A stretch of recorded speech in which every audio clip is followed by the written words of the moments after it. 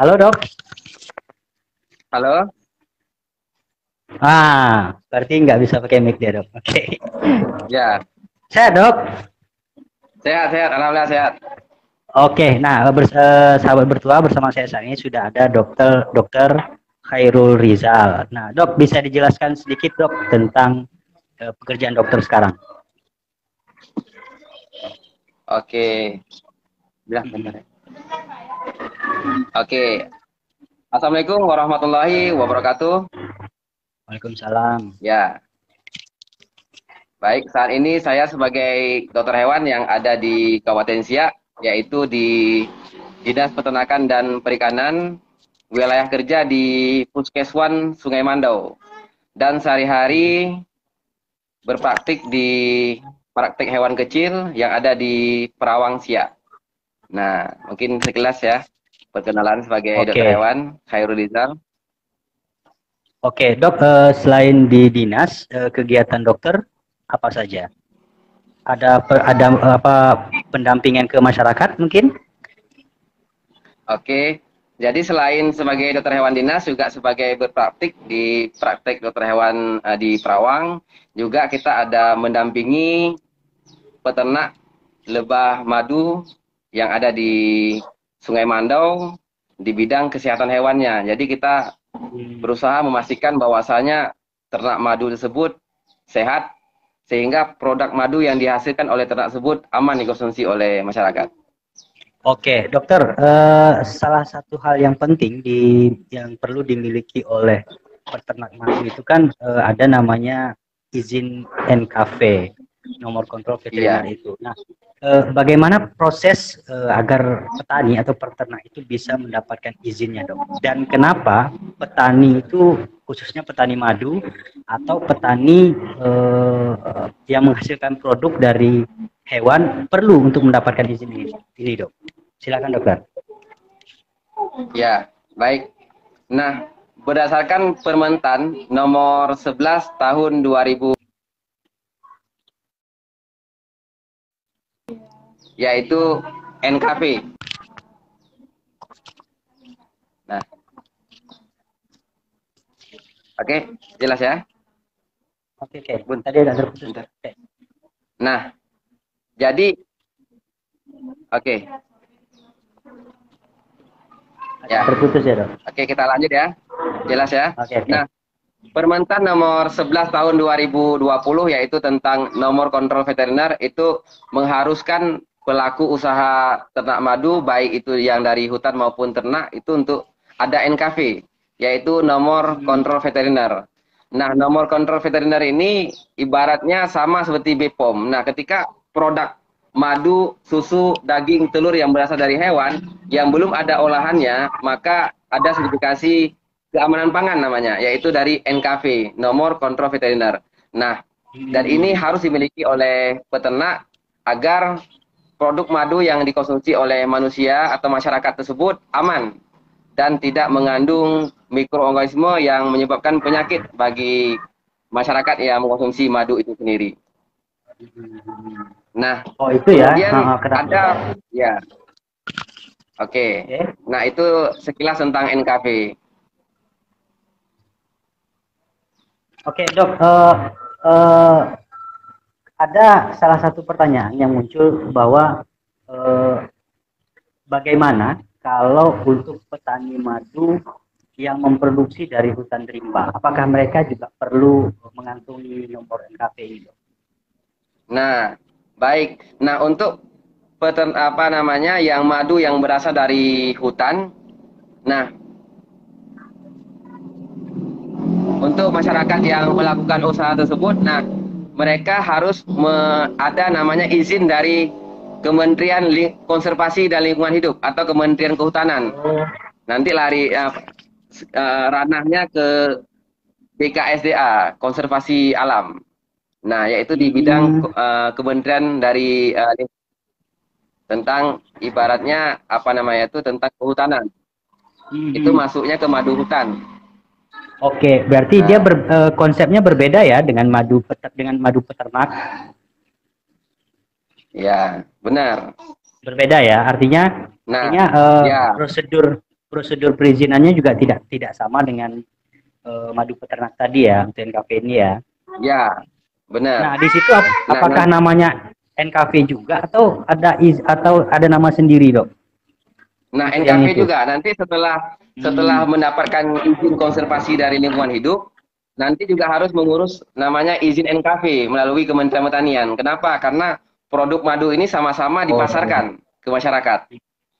Jadi dalam prosesnya harus higien dan sanitasi, artinya harus benar-benar dijaga keamanannya, menggunakan peralatan yang sesuai standar, diproses dengan bagus, dikemas juga dengan kemasan yang bagus, tidak tercemar mikroba, begitu. Oke, Dok, apa keuntungannya ketika petani sudah mengantongi nomor NKV ini, terutama dari Nah, segi baik. pemasarannya? Ya. Nah, bila peternak sudah memiliki NKV, itu kan setara dengan kalau produk yang udah diolah, madu yang misalkan sudah diolah, itu setara dengan izin dari BPOM. Nah, bila dia tidak diolah Oh, iya, namanya iya, iya, NKV. Nah, iya. ini keuntungannya bagi pemasaran, kita bisa mengekspor. Yang pertama bisa mengekspor apabila Hmm. ingin dikirim ke luar negeri, maka ketika melewati proses karantina, maka bisa melalui proses tersebut. Nah, yang kedua, bisa dipasarkan di minimarket. Minimarket atau retail-retail yang sifatnya Oke. sudah maju, seperti misalkan yang perusahaan-perusahaan penjualan, kemudian bisa masuk ke apotek, kemudian bisa masuk ke perusahaan-perusahaan penjualan retail yang udah modern, bisa swalayan, bisa masuk. Nah, itu tidak harus diuruskan PIRT lagi, langsung bisa masuk.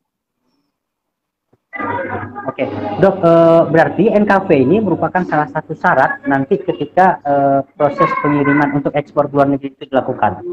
Dia nanti Ya, benar. di balai karantina itu tetap meminta nomor NKV ini, Dok ya? Benar. Dan itu sebagai Oh, syarat ekspor.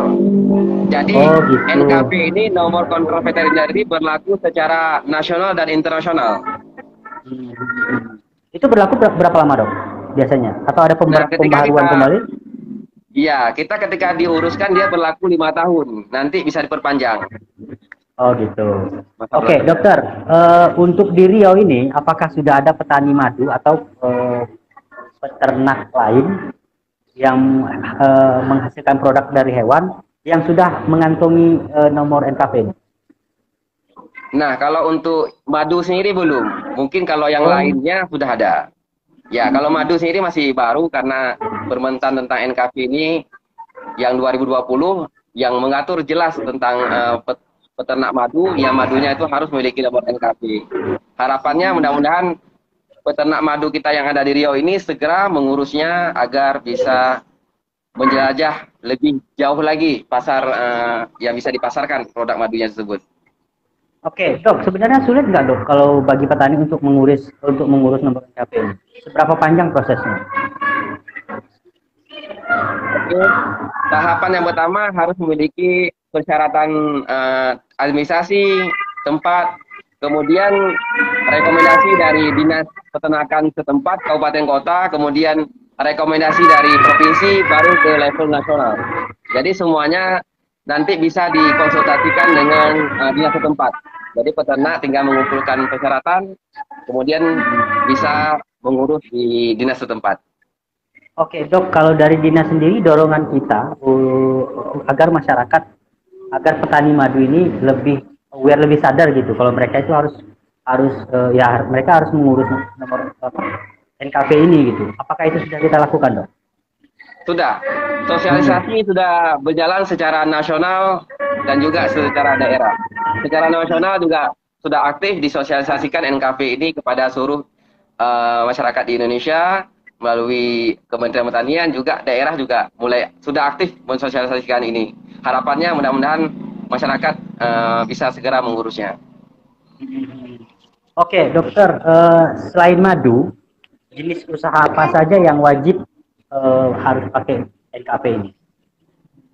Baik, berdasarkan permentan tersebut yaitu semua produk yang berasal dari hewan yang belum ada olahannya, masih segar. Susu, daging, telur, madu, Nah, ini produk-produk yang berasal dari hewan yang belum ada olahannya. Misalnya kita sembelih sapi, kemudian kita Hmm. kemas, kita sembelih ayam, kita kemas, packing, nggak diolah, jadi misalkan nggak belum jadi rendang, itu NKV. Oh Nah, gitu. susu, produk daging, susu, telur, madu. Empat itu ya dok ya? Ya, yang dari hewan. Nah, dokter untuk di apa di Perawang sendiri, eh, apakah ada semacam apa namanya, semacam dari pihak kita menjembatani, misalnya gini, kita jemput bola nih ke masyarakat, ayo yang mau ngurus nomor NKP semuanya kami fasilitasi. Oh, belum ada. Sejauh ini masih peternak yang Belum kita ya? sosialisasikan mereka mengurus sendiri gitu. Karena kan sifatnya kan gratis nih gitu kan.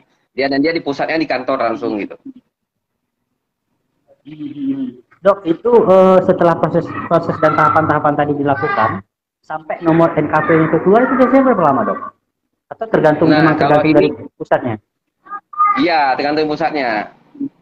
Nah, nanti ada di websitenya, nanti kita coba sharekan nanti di Facebook nanti kan. Nah, yang bisa peternak akses. Nah,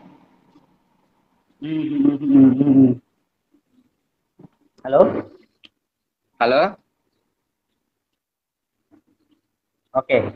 Dok, Oke. artinya eh, madu yang belum diolah itu kan wajib untuk mendapatkan nomor NKP. Nah, bagi mereka yang misalnya madu ini, mereka mengambil madu dari petani nih, kemudian mereka packing.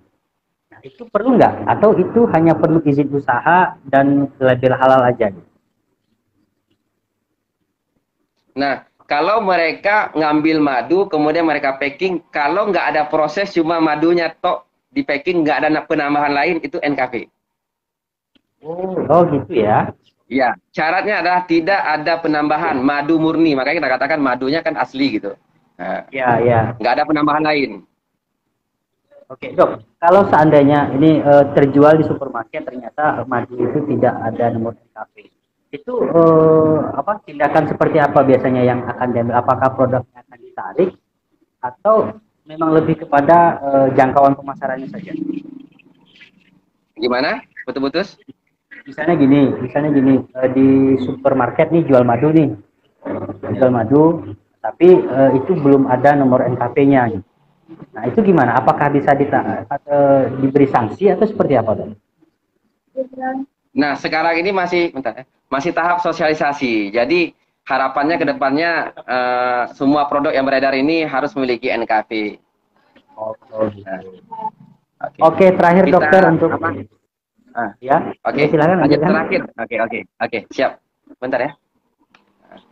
Oke, Enggak gini, untuk terakhir closing statement dokter, agar petani oke. kita ya pertama mereka lebih mengerti tentang betapa pentingnya NKP, kemudian eh, apa bagaimana dari kita terus melakukan sosialisasi dorong agar masyarakat itu mau apa melakukan mengurus izin NKP ini.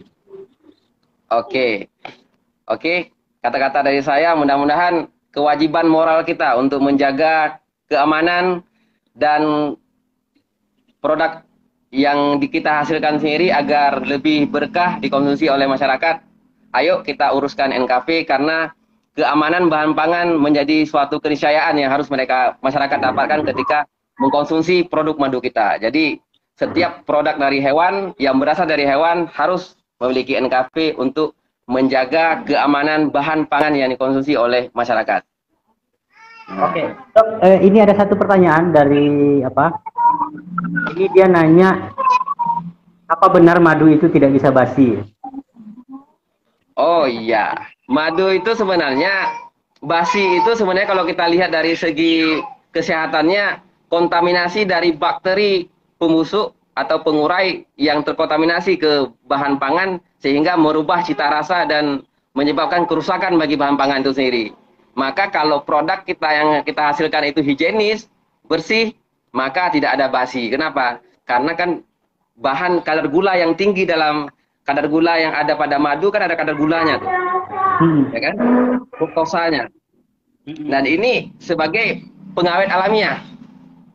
Nah, begitu. Hmm. Makanya penting bagi kita untuk menjaga kesehatan hewan, lingkungan, agar produk madu yang dihasilkan ini sehat, aman dikonsumsi, dan tidak ada cemaran mikrobanya. Nah, Artinya dok, demikian.